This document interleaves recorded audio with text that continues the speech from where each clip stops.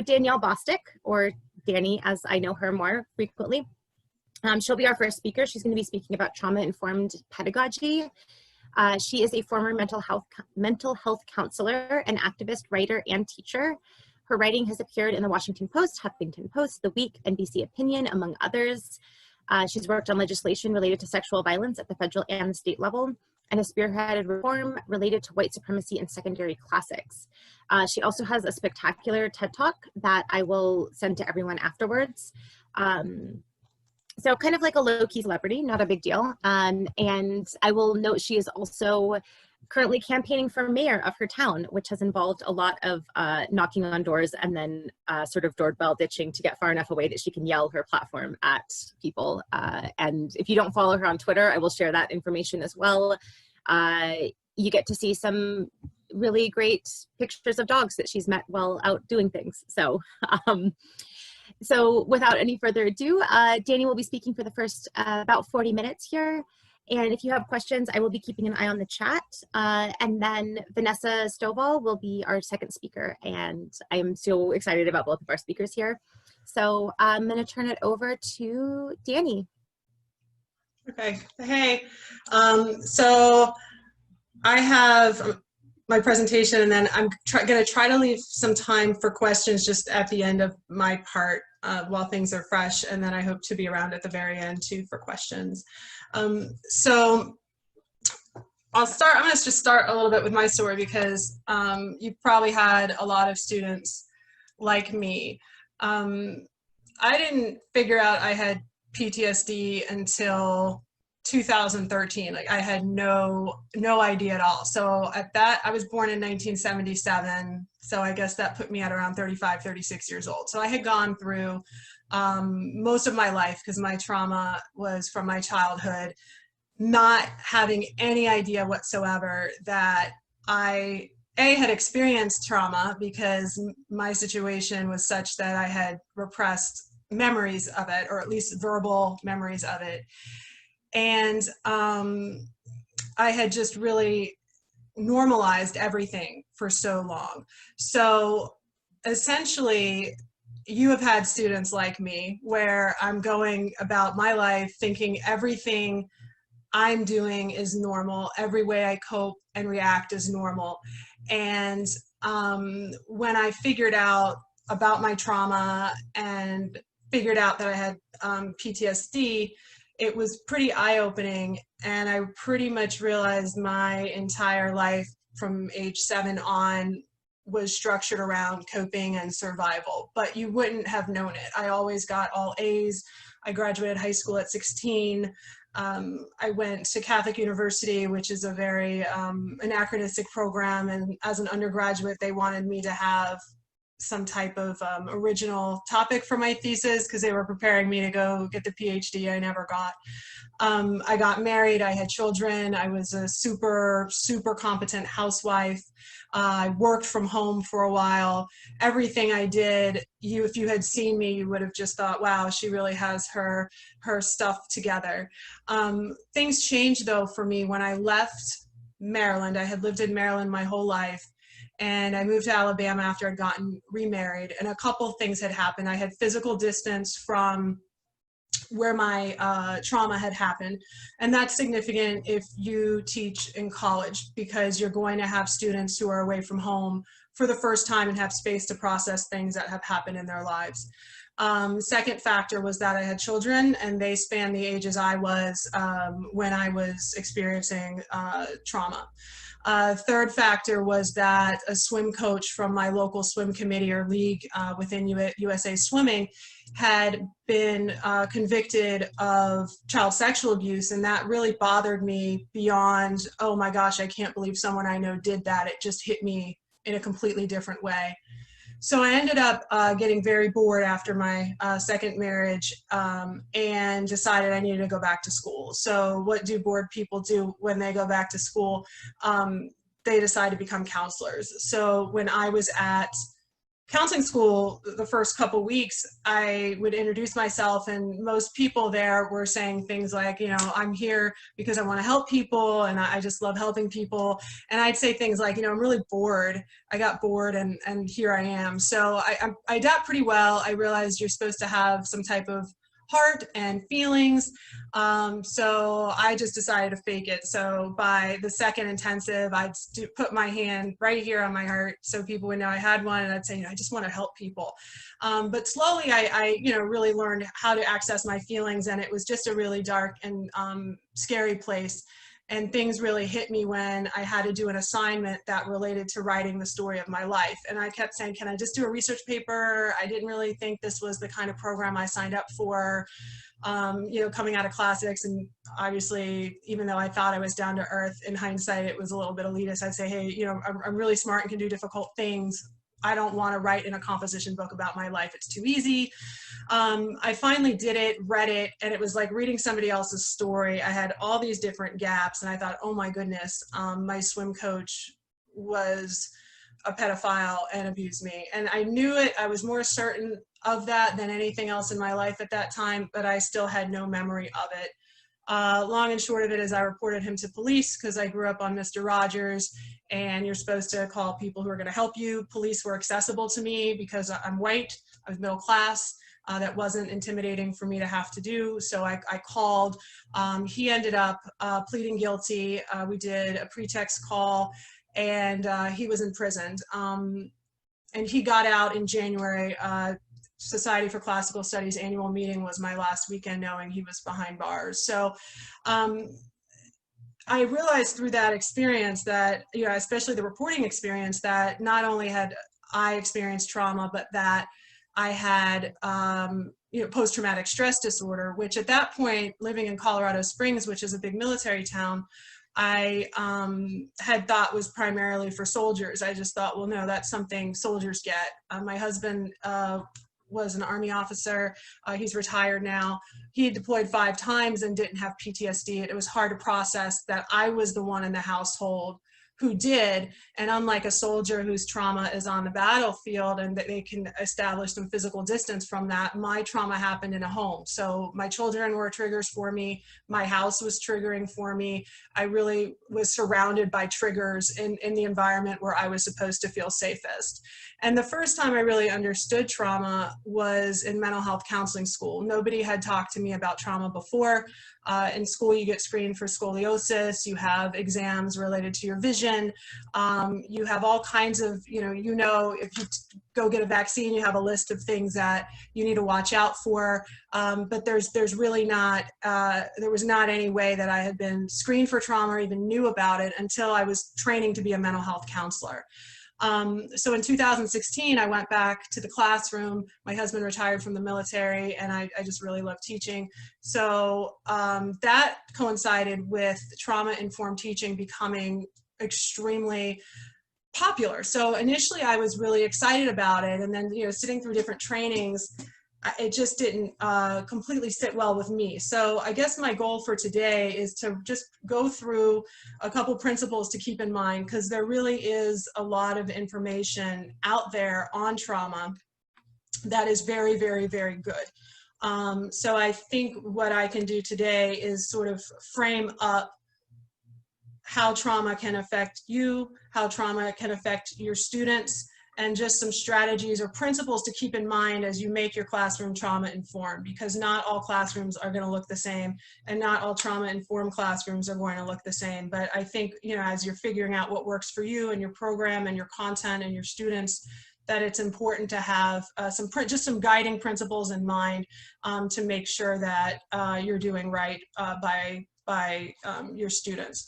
So there was a moment where it just sort of really clicked for me what trauma is, and I'll share the quote with you. It comes from a book by David Morris called The Evil Hours, and it's a book, I think it's called The Evil Hours, a biography of PTSD, and it goes way back. It covers mostly trauma through the lens of war, but it's a book that really helped me understand myself, even though at the point where I read it, I really was having expert level knowledge about trauma. It was the book that I read where I realized, wow, this really encapsulates everything. So I'm gonna read the quote and then go over a little bit of information about trauma in general, and then we'll just talk about some strategies for your classroom. So this is, again, David Morris, The Evil Hours. I highly recommend it. It's one of the, it's my favorite book, and I also think it just really puts trauma and the effects of trauma in a very human light that you don't get from reading a lot of material that's out there. So we are born in debt, owing the world a death. This is the shadow that darkens every cradle. Trauma is what happens when you catch a surprise glimpse of that darkness, the coming annihilation, not only of the body and the mind, but also seemingly of the world. Trauma is a savagery of the universe made manifest within us, and it destroys not only the integrity of consciousness, the myth of self-mastery, and the experience of time, but also our ability to live peacefully with others, almost as if it were a virus, a pathogen content to do nothing besides replicate itself in the world over and over until only it remains. Trauma is the glimpse of truth that tells us a lie, the lie that love is impossible, that peace is an illusion. And this encapsulated pretty much every way that trauma affected me and that trauma affects me. And a metaphor I use often is gravity. So you don't go around thinking it's amazing that I'm not floating away, or, you know, something really cool today is that my necklace is laying nice and flat. It's just something you take for granted, but still affects every aspect of your life. And that's really how trauma is in people who have, especially have post-traumatic stress disorder. But it is something that affects the way I see myself, the way I see myself in the world, the way I see the world in terms of, is this a good place and a safe place or not? And I think it's the savagery of the universe. It really is something sort of untamed, but that is existing inside of me. And I think with COVID, and this is the first time this quote hit me, but there are going to be a lot of people who have experienced trauma because of COVID.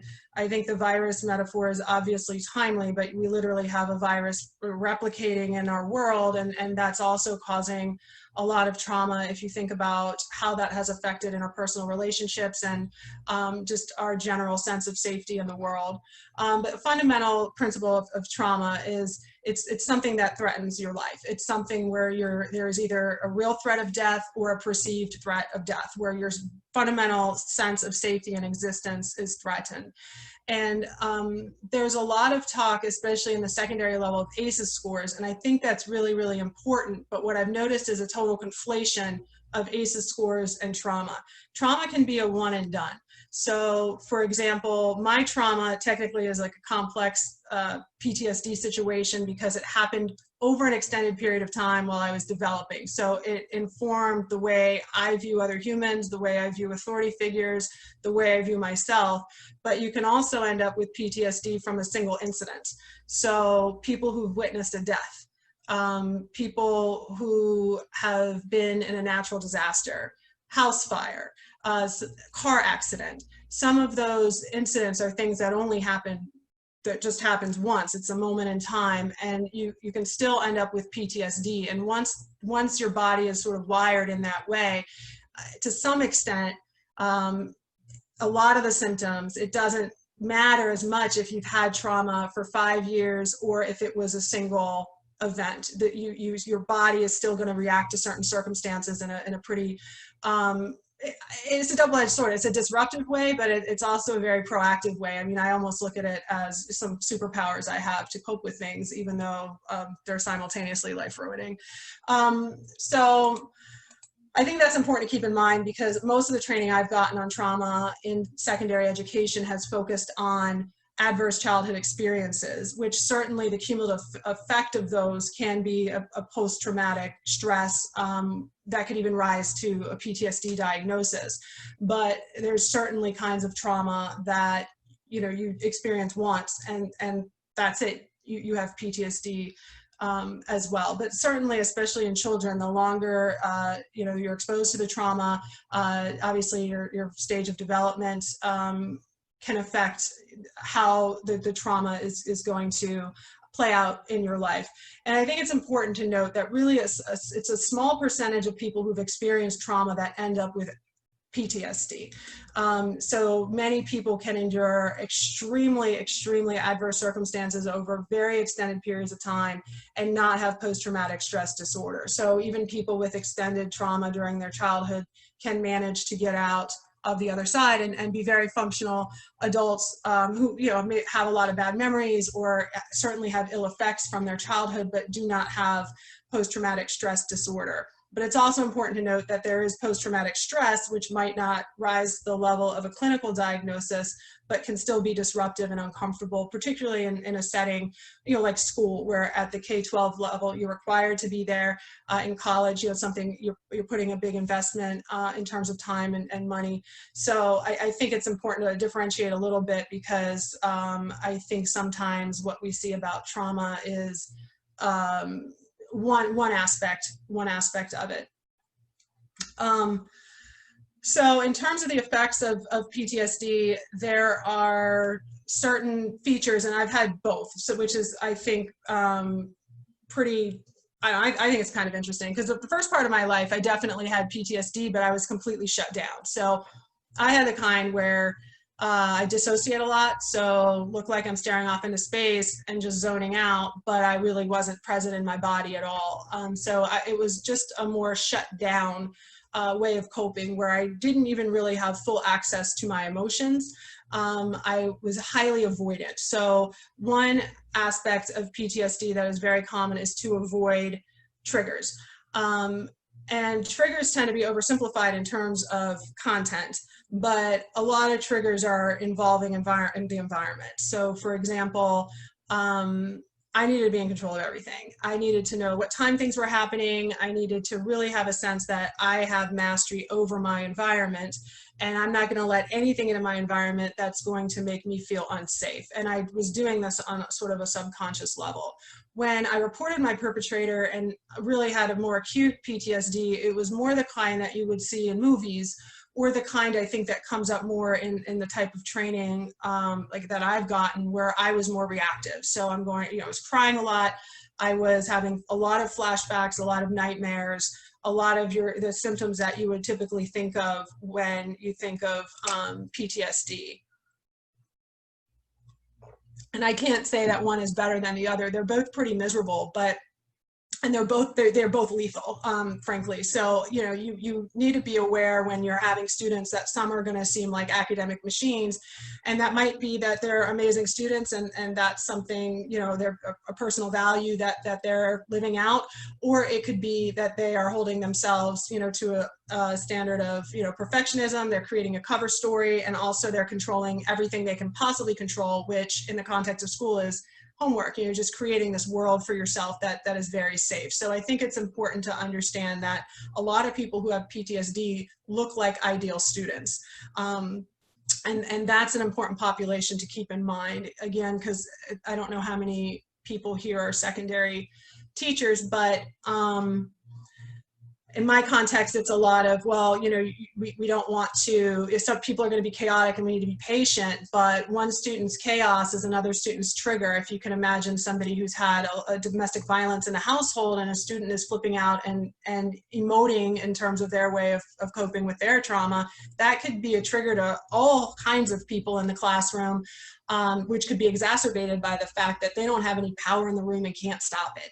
So I think it's important to recognize that you sort of have this polarity, and it can, you know, you can't necessarily identify a student who has trauma, and it's important to keep in mind that it can manifest itself in completely opposite ways. So one of the things I definitely wanted to mention, getting into more, concrete content related to the classroom, is that many practices for trauma-informed teaching benefit all students and are things we should be doing anyway.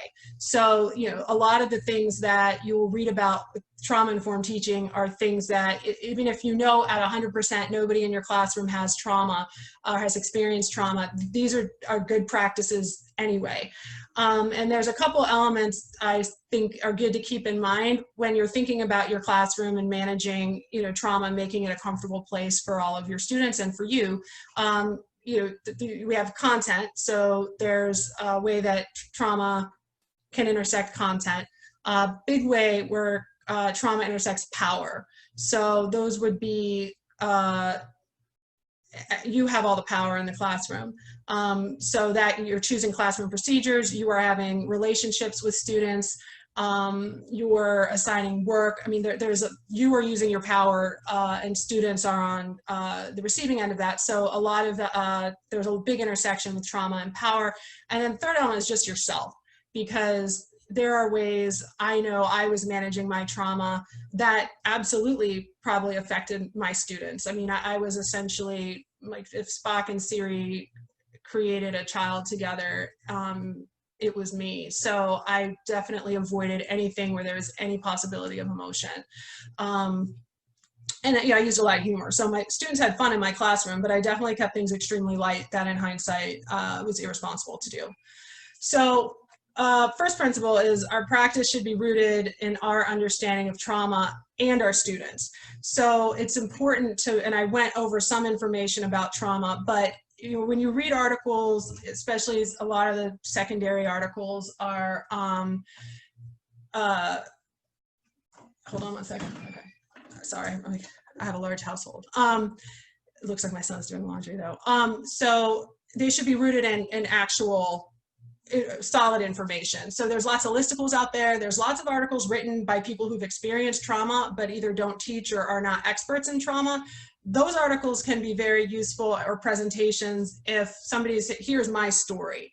But trauma involved, I mean, this is, people get degrees and things, there's whole dissertations written on very specific things related to trauma, and it's really important to get solid information on it. So, I mean, I would suggest doing research if you're at an institution where you have a mental health counseling department, Department of Social Work, figure out what resources are on campus just to learn as much as you can. I was at a training once and they mentioned school shooters, growing up with PTSD. It's just not research-based. The person snapping with PTSD and going and doing violence everywhere is just, one of those myths. So I think there is enough information out there rooted in stereotypes about trauma, myths about trauma, where it really is worth it to make sure that you're getting the best information that you can. Second thing to keep in mind is a lot of times our way of dealing with trauma or traumatic content or any dynamic like that in the classroom is to protect ourselves, and it really has nothing to do with students at all. So that's where it's important to know yourself. What are you avoiding? What power dynamics are you setting up? Is this your control issue that you're creating structure, but really what you're doing is keeping yourself safe? So that's something where in mental health counseling, it's important to really understand what part of this is you protecting yourself and what part is, you really trying to do a good job by your students, because I think a lot of times we need to be safe too when we're addressing content. And I know the way I structured my classroom was a way to keep myself safe, which I don't know that it caused harm to my students, but I definitely know now that there are better ways, and that I need to be thinking about what's right for my whole classroom, not just me. So the problem with avoiding dealing with traumatic topics in the classroom is that we're living in a fantasy world where oppression and suffering don't exist. And whether we're doing that because we have had suffering and we don't want to touch it, or we just don't want to have to deal with that at work, that is harmful for students, because we really do more harm by avoiding these topics than we do discussing them. And you can talk about these topics ethically and honestly and completely, and that can only benefit your students. Because I know the first time I learned about trauma was really, my mental health counseling program. The first time I talked to somebody else who had been abused as a child was when I came forward with my story in the Washington Post. I had not encountered anybody else or even had any idea that anybody was experiencing something similar to me, because I grew up in a sanitized world where everything's fine, isn't it? And of course, my answer is yes. So we need to make sure that I think the dialogue around trigger warnings, yes, we do want to let students know what's coming up. We don't want to ambush them. But if that's a way to say, okay, hey, there might be people in here harmed by it, maybe they could leave or not show up to class that day, I'll give them an out. I mean, it's very, very important to make sure that you are providing accurate, ethical information to students that they can handle wherever they are. Because really in our classrooms, like, that's the place where students learn to ascribe meaning to their own stories. And it's the place where students are placing themselves in a larger context. And I think that's a great thing about classics, because we can talk about trauma, we can talk about suffering, and it really, I think, contextualizes a human experience. I'm not alienated from the world because of my trauma. I'm part of a continuum of human suffering, and part of a continuum of people who've overcome suffering and done the best they can and achieved great things despite oppressive circumstances. So it's a quote from the David Morris book. Again, it's The Evil Hours. It's fantastic. I highly recommend it. This is what I think about when I think about how am I teaching about trauma? How am I framing these events? What is my role in the classroom when it comes to topics that are going to be very upsetting? And this is again from David Morris. As long as we exist, the universe will be scheming to wipe us out. And with COVID, I was just like, oh my gosh, this is, I probably am going to reread the book soon. So as long as we exist, the universe will be scheming to wipe us out. The best we can do is work to contain the pain, draw a line around it, name it, domesticate it, and try to transform what lays on the other side of that line into a kind of knowledge, a knowledge of the mechanics of loss that might be put to use for future generations. So I think framing this as giving students the tools to contain the pain, name it, right? We're not saying, oh no, it's not that big of a deal. War's only over there. It's not that big of a deal. Nobody, it is. There are lots of things students are experiencing that are a big deal. With COVID and the amount of suffering we have seen, our students have seen, death, fear of death. I mean, this is even more relevant. But I look at discussions about these issues as we're containing it, we're domesticating it, we're naming it, and that gives students mastery over it, where it's not this big scary thing that they're navigating alone. We're providing some structure and ways for this to make sense and for this to be less scary, because when when I was a counselor, I said, name it to tame it. So, you name your feeling. I'm, not just okay today, but, today was a really hard day. I was feeling really, anxious, so if you name it, you can talk about it. So, just naming what this is. Hey, to be clear, when I talk about Rhea, Sylvia, and Mars, one of the family trees I found had a heart between them. I just say, just to be clear, this is Mars is a god. About Rhea, Sylvia, we just talked about her. This encounter is not consensual. This is rape, and rape is not romantic. There shouldn't be a heart there. So I think just naming things for what they are and containing them, so it's not this amorphous concept that is very scary, is a way that we can do right by our students. Second principle, respect for student autonomy must drive everything we do. So number one, we can have faith in students' abilities to manage their distress, with the caveat of, I always let my students know what resources are available to them in my community and in my school, because students part of managing distress is getting help. I was a counselor. I'm not my student's counselor. So second part of respecting student autonomy is to operate within our lane.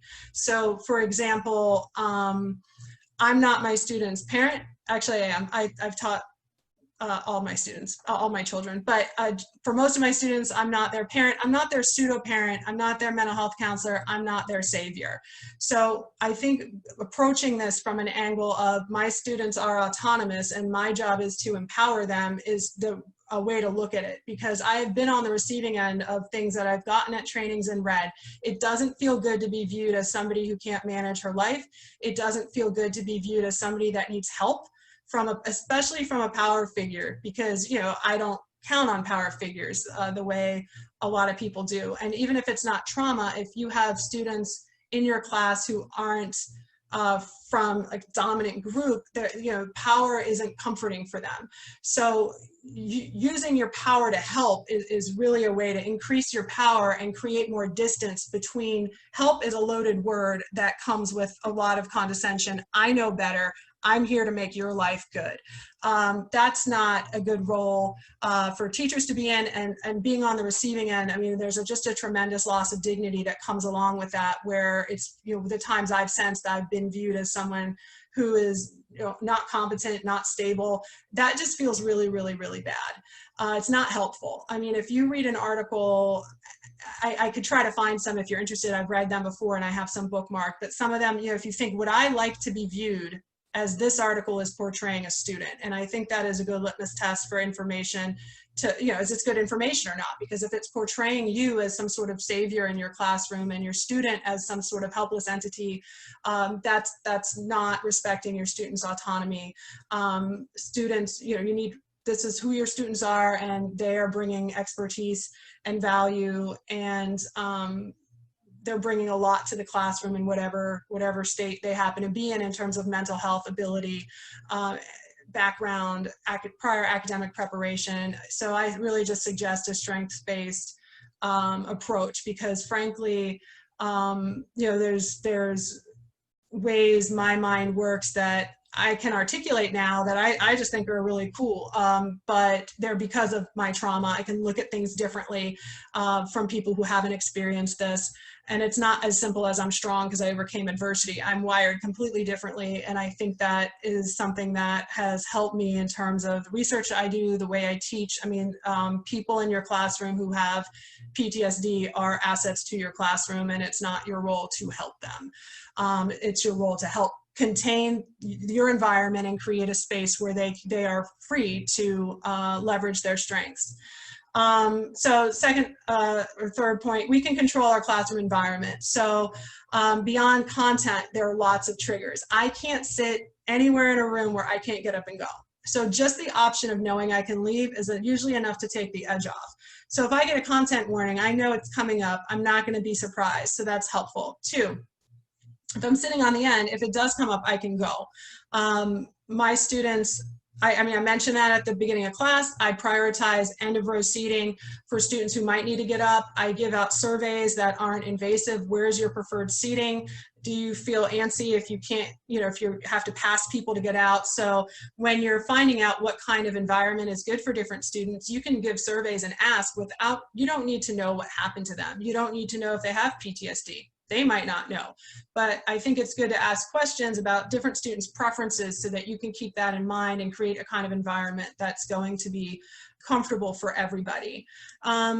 Big time triggers come up is during conversations, because you'll have students who are going to say things that are just, whoa, I can't believe we're talking about sexual violence, and somebody's going to sit there and say, she asked for it. So definitely having a protocol for conversations is really important, and using that protocol even during benign conversations, just so you're used to cutting people off, and the first time you cut somebody off isn't going to be when they're monologuing about something offensive and then are going to say you're infringing on their free speech. So definitely, you know, set the tone that, you know, there's left and right limits to conversations. Before I go into conversation about enslavement, for example, I say we are not talking about whether or not enslavement is good just because of what's in our textbooks. A lot of students are having some lost cause mentality. I said, we are all on the same page right now that this is a human rights violation and it's very bad. If you have questions about that, see me after class, but we're not going to talk about anything related to slavery as being okay or good. So, you know, you can set some ground rules for conversations as well, because a lot of times it's not the content, it's the content and being trapped, or it's the content and feeling unseen, where there's other factors on top of that.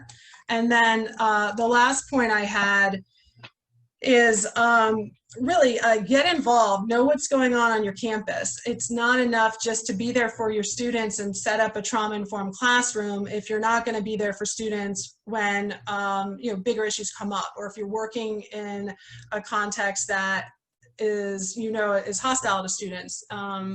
You're ethically obligated to get involved. It's very disappointing when people are there in one context and not in another. I mean, that's a big disconnect, and that's something where, people with trauma like to know that they can count on people who have power and authority in their world. And, if I'm not saying get out and get arrested, but definitely if you want to be there for your students, I definitely think there's an obligation to look at larger systems, policies, practices, and be involved, be an advocate, because it is very undermining and discouraging to see, a big talk, I'm going to be here for my students, I'm here for you, and then something comes up and nobody's there, and the only people who are showing up are the people with the absolute least amount of power in the situation. So I think that's something to consider as well.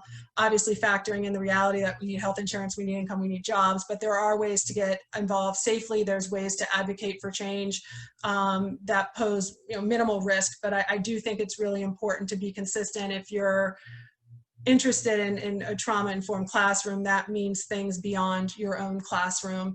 And I'll just close with a little anecdote. When I had the sentencing for my perpetrator, the perpetrator I'd read about the year before, had the courtroom filled up with people. It was packed with his defenders, and I just thought, you know what, I'm going to find as many people as I can from my past and invite them to come. And so many people came. I mean, people who knew me. My middle school social studies teacher had come, and it just really meant a lot because she knew me during the worst time of my life and didn't know it. And coincidentally, she'd retired the year I invited her to this, and she said that she sent me a picture of a poster I had done that she'd saved. And I remembered how much she liked my work, and I remembered how she figured out what was important to me and always followed up with me about that. Never tried to be my friend, never tried to be my fake counselor, but she showed up in court that day. And, that was something that really sort of brought everything full circle for me. And, I know it wasn't easy for her to be there.